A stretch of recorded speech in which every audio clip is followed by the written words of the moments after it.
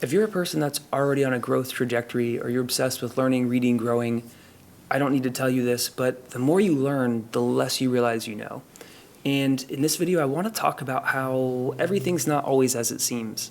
And in fact, a lot of times, more times than not, our eyes tell us lies. And so, opening this up, do you know anyone in your life or in your family or in your friend group who's into like woo-woo weird stuff? I would consider this like maybe affirmations or prayer or meditations or some weird form of yoga. Do you have friends that are like that? Or are you the type of person that, anytime you hear something about spiritual energy, you're like super suspect? I think I would categorize myself as that a couple years ago. I'm like you're talking about, like, what do you mean energy? Like, what is, it's like so amorphous, right? And where I want to go with this is really to challenge you at the end to start thinking a little bit differently and to be a little more open-minded. I know that this is something that's benefited me a lot, and so that's why I'm sharing this. So my caveat here is I'm no scientist. However, quantum physics is starting to shed a lot of light on some of these things that have been woo-woo, or maybe they were wives' tales, and they seem to work for generations, and now it's like there's certain aspects of it that are making sense. So this is not my space. My dad was a chemist, so I can say that. But as far as like science, it's not really my thing. I did a bunch of other technical things, but not so much like atomic chemistry or whatever. But what's interesting is everything's made up of atoms, right? And then atoms are made up of subatomic particles. Subatomic particles are made up of energy.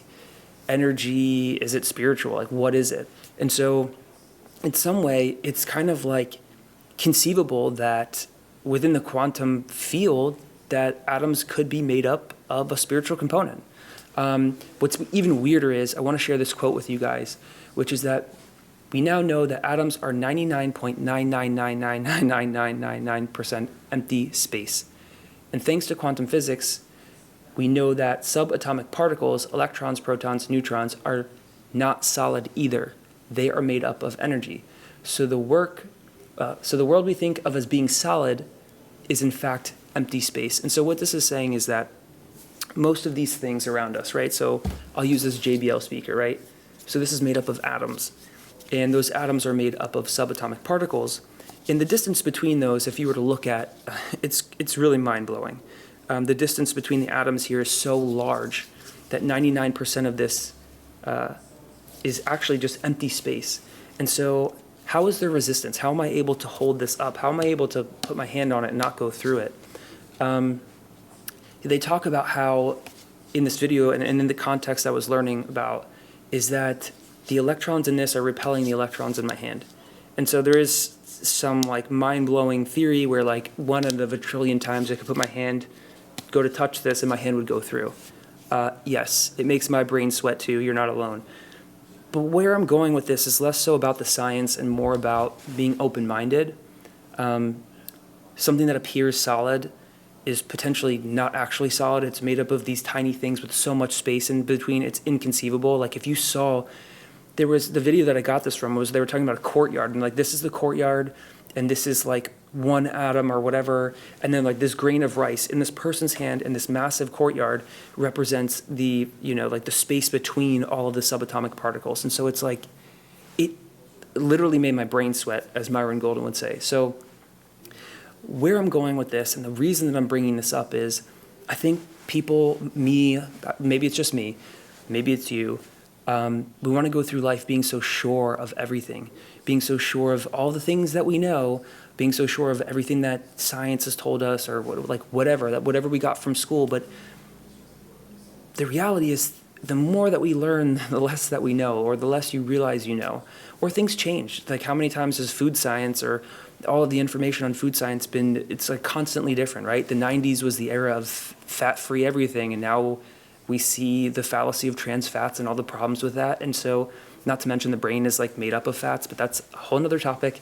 And so the point where I'm trying to go is, our eyes tell us lies. Everything that we think that we see in this physical world, it's not as simple. And so I want to encourage you guys to step out in faith, to know that you don't know it all.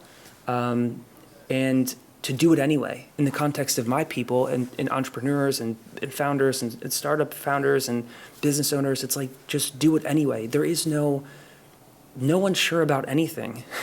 There's so little that we actually are fully understanding. And so step out in faith, knowing that you'll figure it out along the way. I love this quote, behind what you're so certain of may lie the key that unlocks your next level of growth. I think that's true for a lot of us. It's like we think that we know all of this stuff.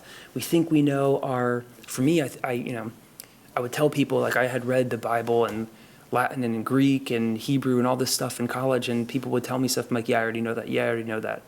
And then all of a sudden, I had one little shift in the way that I read it, in the way that I looked at it, that changed everything for me. And so behind this one thing that I was so sure of, that I already knew, that I'd already read 1,000 times, lied a whole new realm, a whole new world for me that changed the way I view everything. And so behind what you're so certain of may be that key that unlocks the next level of your growth. I want to end with this. Having faith, or at least being less resistant and more open-minded, may be a beneficial strategy for you to adopt. This has helped me a lot. It still helps me. Like when I'm talking to my family, I know my dad will be watching this, or my friends and family, when there's like political arguments and all this stuff, and especially in an election year, things get so polarizing.